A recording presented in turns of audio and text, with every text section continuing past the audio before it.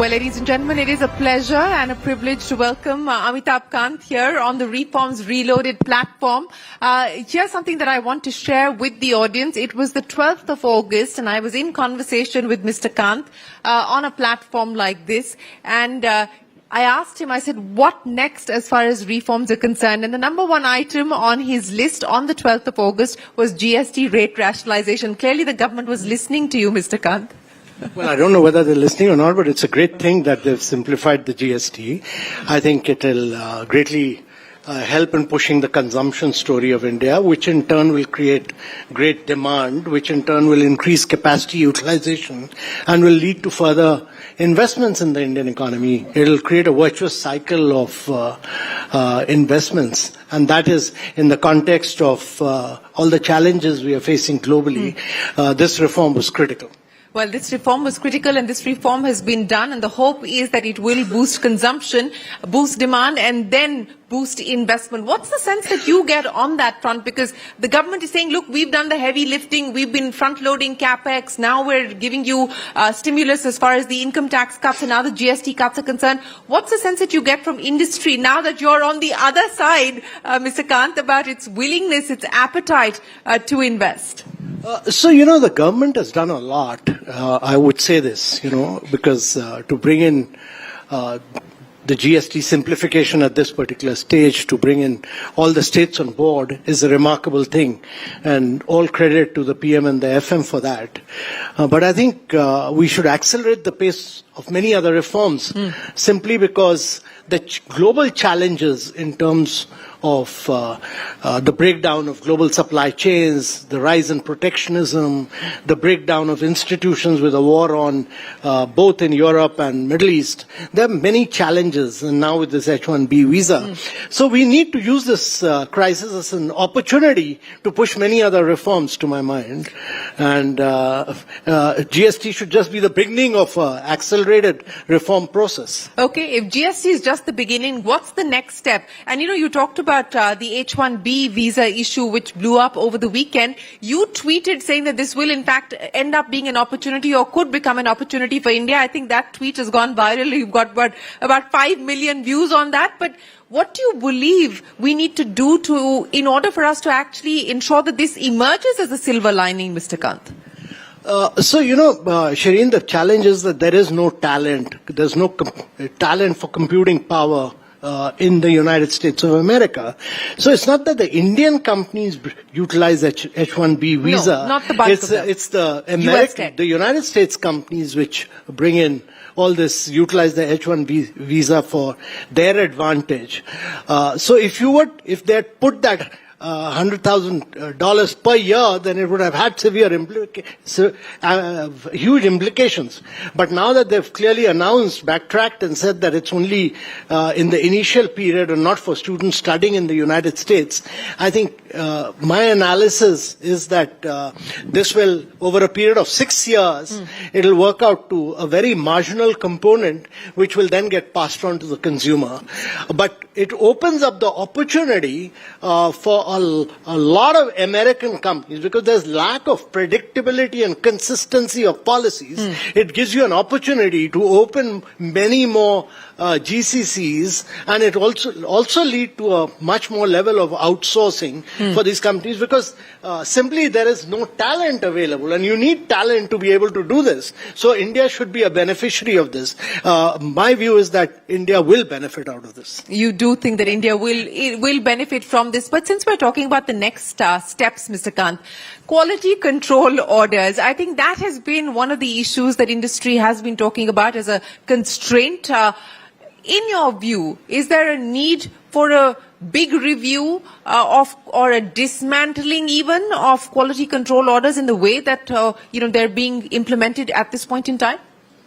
So quality control orders, we've had an excess dosage of them. We've had about QCOs imposed on over 760 odd items. If you're doing it on the end product, I'll understand.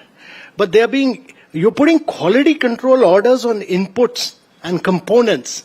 and you're making it difficult for medium and small industries to do production, and it is having severe implication on their livelihood, their survival.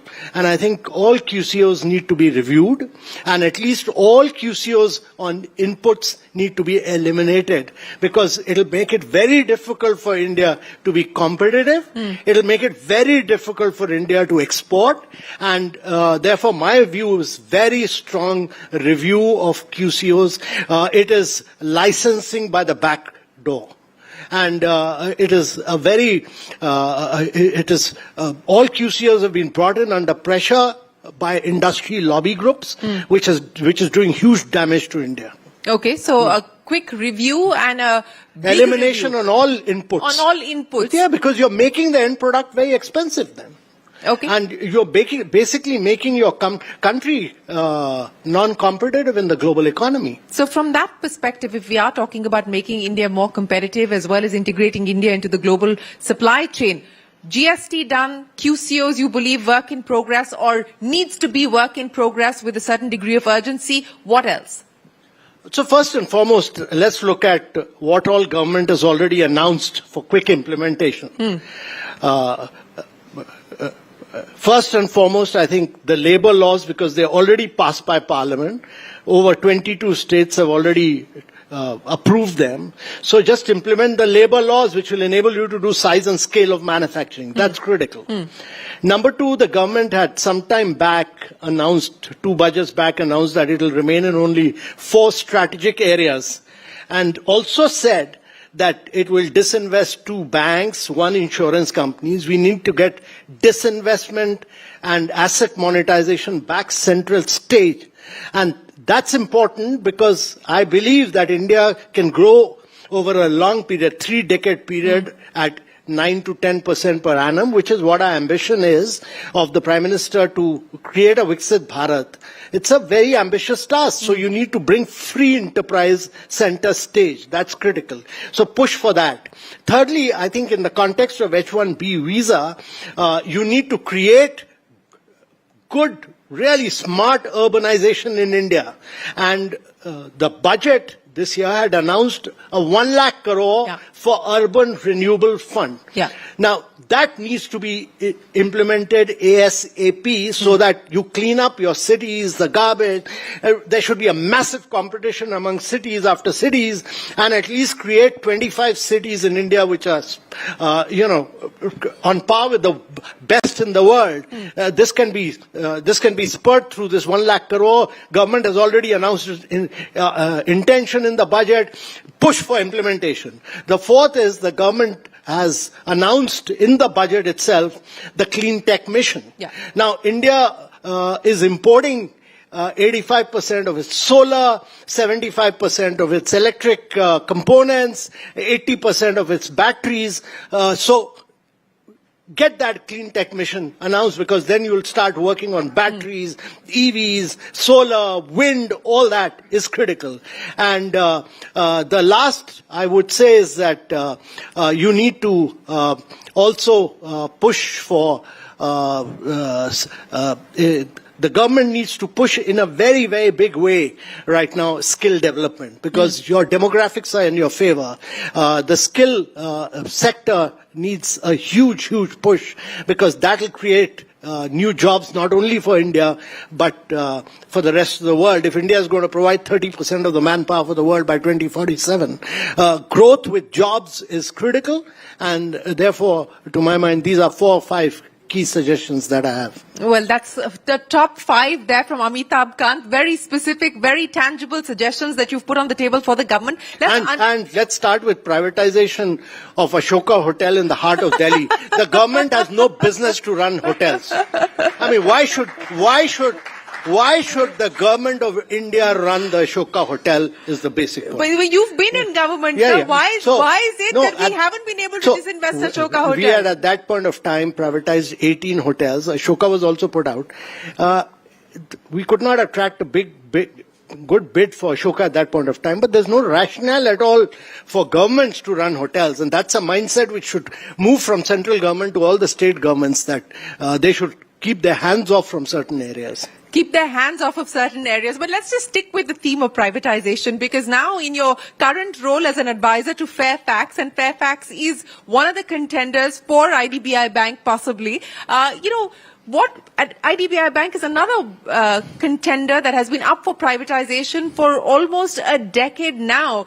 So do you feel the government is hoping that it will get done this financial year? Are you feeling confident that it will get done this financial year? I'm optimistic about it, and I hope it happens early, because we should not allow fatigue to set in. These things happen at a particular moment of time, and the earlier you do it, the better it is for the government, better it is for India. And that is why I'm saying not merely IDBI, but the government has said it will privatize 2 other banks, 1 more insurance company. Those recommendations were made. We should go back. You had made recommendations from NITI Aayog as well? Yeah, so we should go back and push that, because the challenge which India is facing now, the headwinds which you are facing in the context of global crisis, requires us to be bold, gutsy, courageous, like this government has been in the case of GST. I mean, it's the speed at which FM and PM have pushed through the reforms on GST and made it simple and easy is really praiseworthy. I really admire the tenacity of the government in able to do that,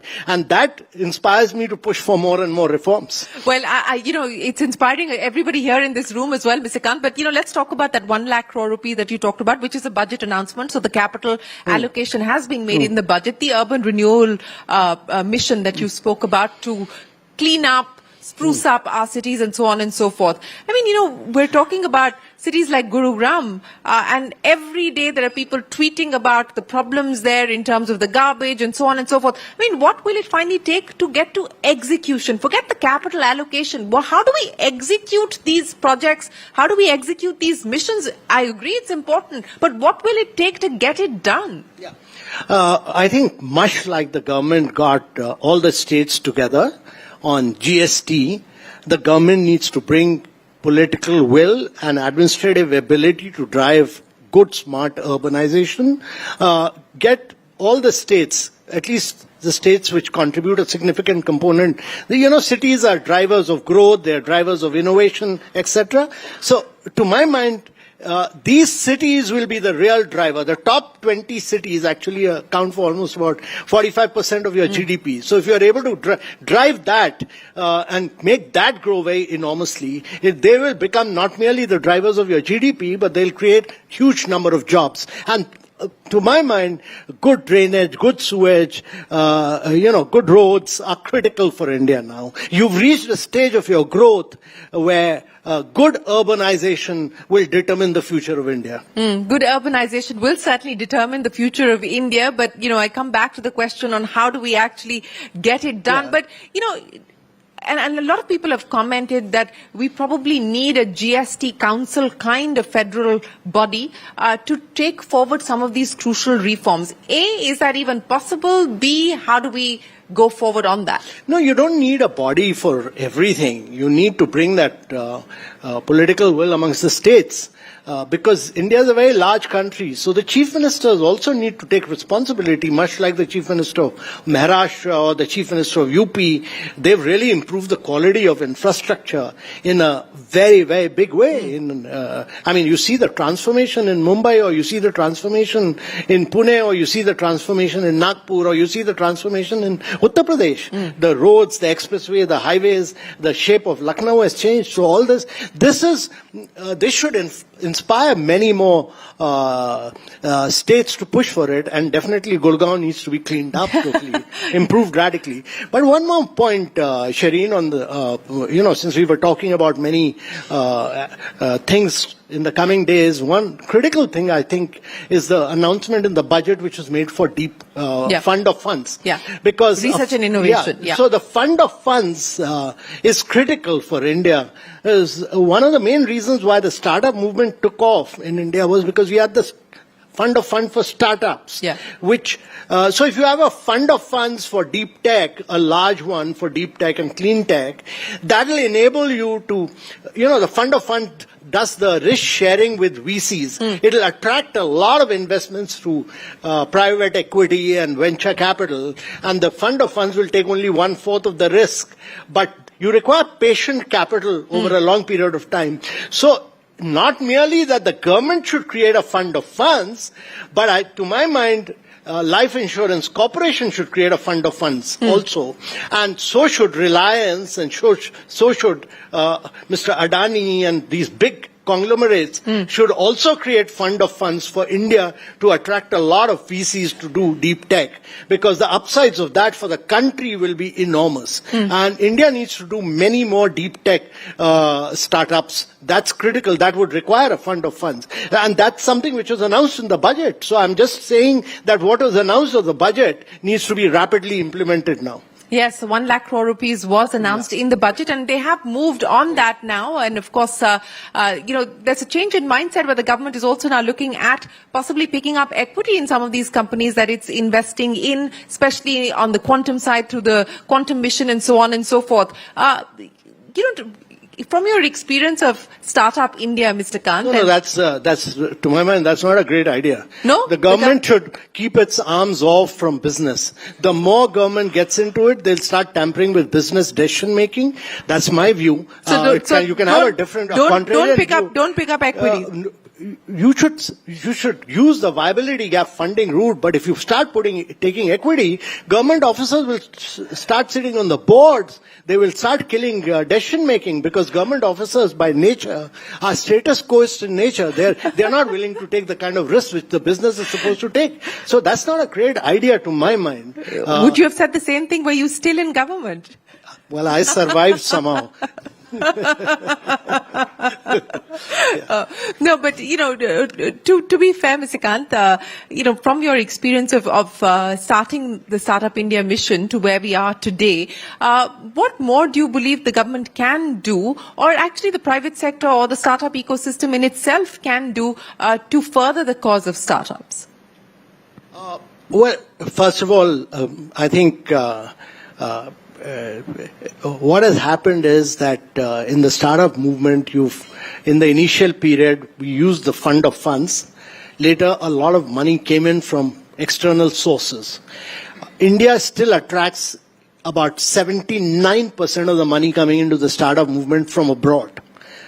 It's Indian family houses, Indian business houses, Indian insurance companies, Indian pension funds must fund the startup movement of India. That is not happening, to my mind. That's critical. Secondly, I think two great things have happened in India. One is that India supported the new foundational models, supported a number of startups, which over a period of time will pay you results. It's also provided computing power at good costs, and therefore we should see results of that. It's sometimes good to be coming in a little later rather than be the beginner, and you'll see good results coming out of this. But we should build up AI and on top of our digital public infrastructure, make it open source, open API, and that will help us to accelerate the pace of innovation in India. So to my mind, far more resources coming in from within India into the startup movement, and definitely we need 4 or 5 big fund of funds to push for. More and more VCs taking risks, because you need, in the space sector, in battery sector, you need patient capital of 15 years, 20 years. You need to do huge amount of disruption in deep tech. I mean, all these Indians are going into the Silicon Valley. Now that they're not welcome in Silicon Valley, we should demonstrate that all Indians are welcome back to do disruption in India. And that is what the fund of funds should do. Well, government fund of funds and the private sector also to launch fund of funds. That's the message there from Amitabh Kant. But, when we last spoke, you said the one sector that is Trump tariff proof is tourism. And you believe that that should be on high priority for the government at this point in time. Are you starting to see any signs of that?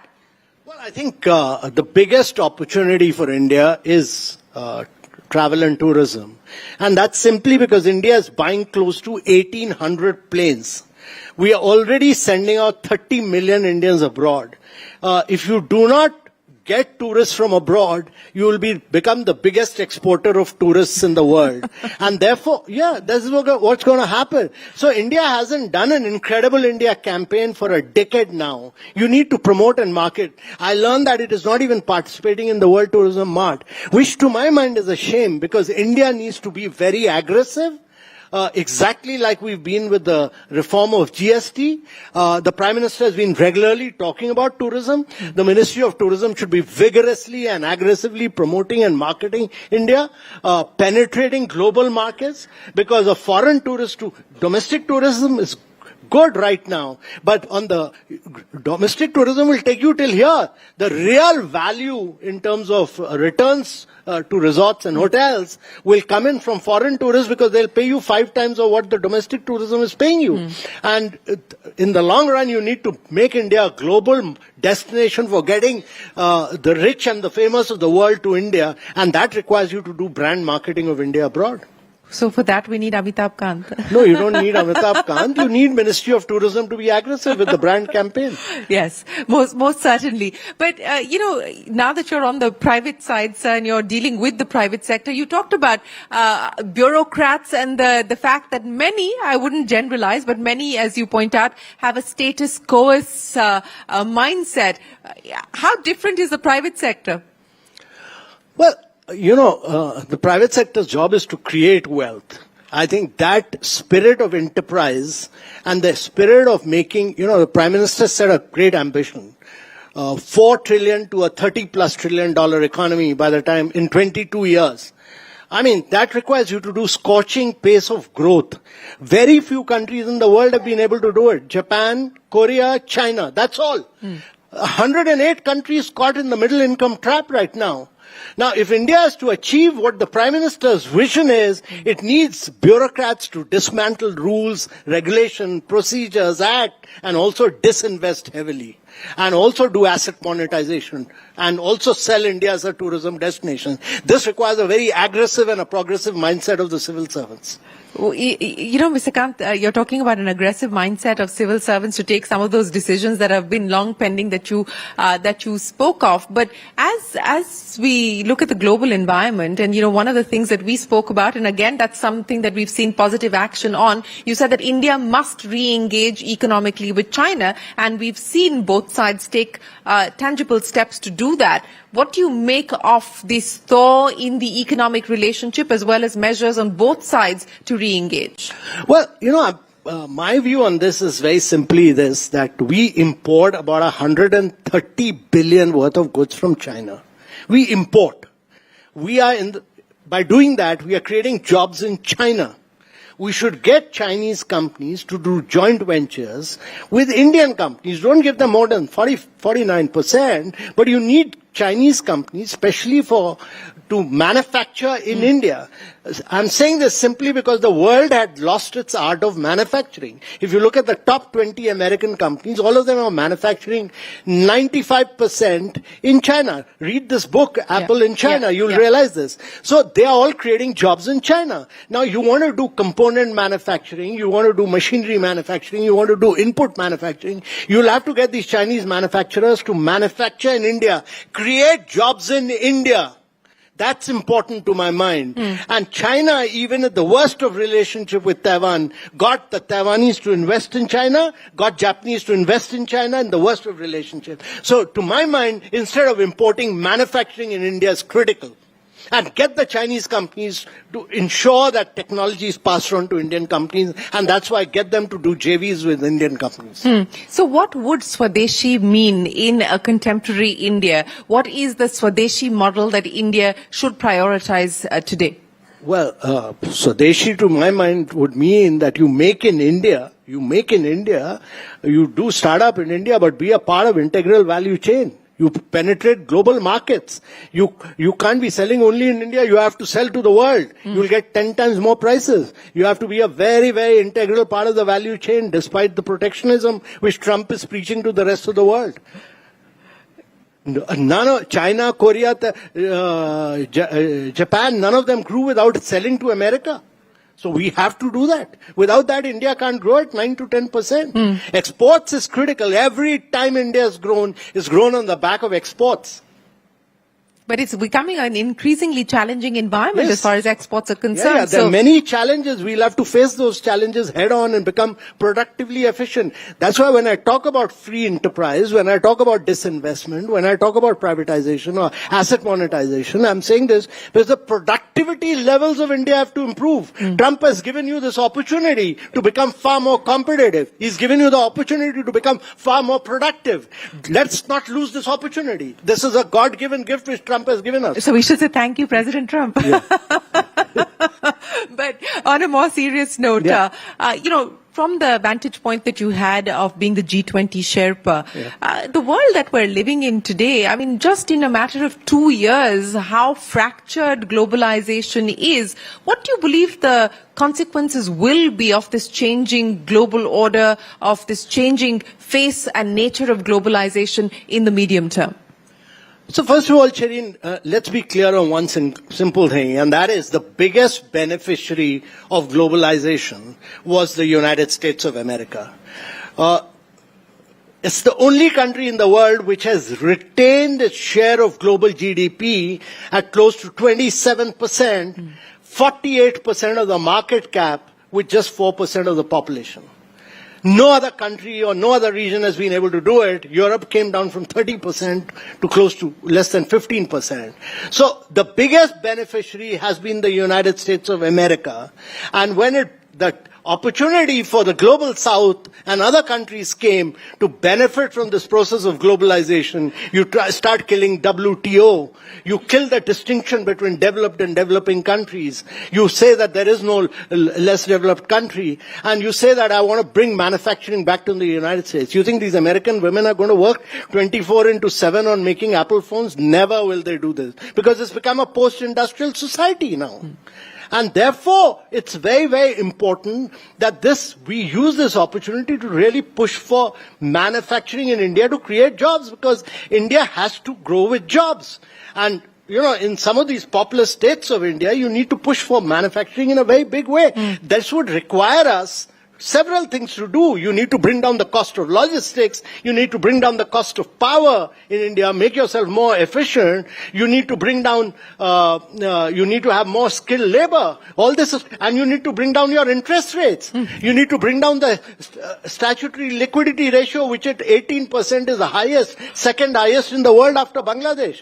And every bank is busy buying government bonds, and you're leaving nothing for, so the interest rates must come down. I mean, these are critical things to my mind. You've given us a long list of what must come down. What should go up, Mr. Kant? Well, the growth rate must go on to 8.5%, 9%. And you on think, a consistent basis over a long... And you think on the back of the measures that you just spoke of, that is possible? Well, you see the results of GST, which will be very good, path-breaking measures. Every time the government has pushed for key reforms, the GDP goes up, and therefore I'm absolutely clear that all the budget announcement, I'm not saying anything else, I'm merely saying that the budget announcement... Implement the budget announcements. Implement the budget announcements. Implement the disinvestment budget announcement. Implement the deep tech, the urban reforms, and the clean tech mission. All this will help you to accelerate the pace of your growth. Nothing else. This is the political will of the government. Yeah, so no new ideas, so to speak. You're just saying get what you've already announced. No, I believe in implementation. Implementation. Before I let you go, if you were to do Incredible India today, as you lamented, it hasn't been done in 10 years. If you were to do Incredible India today, what would you call it? No, I'll call it, see, you've already built your brand. Never kill a good brand. Just sustain that. It's etched in the minds of people. If you were to create a new brand, it'll take you another decade or so. So just reinforce that brand. And there's nothing better. India's is such a phenomenal country. There's nothing better than it being called incredible. More power to you, and more power to Incredible India. Amitabh Kant, always a pleasure. Thank you so much for joining us here this evening. Ladies and gentlemen, a big round of applause for Amitabh Kant, the former Sherpa of the G20 and the CEO of the NITI Aayog. Thank you very much for your time and for a long list of ideas, but also the execution roadmap that you've laid out for us. I only repeated what has been announced in the budget. Thank you.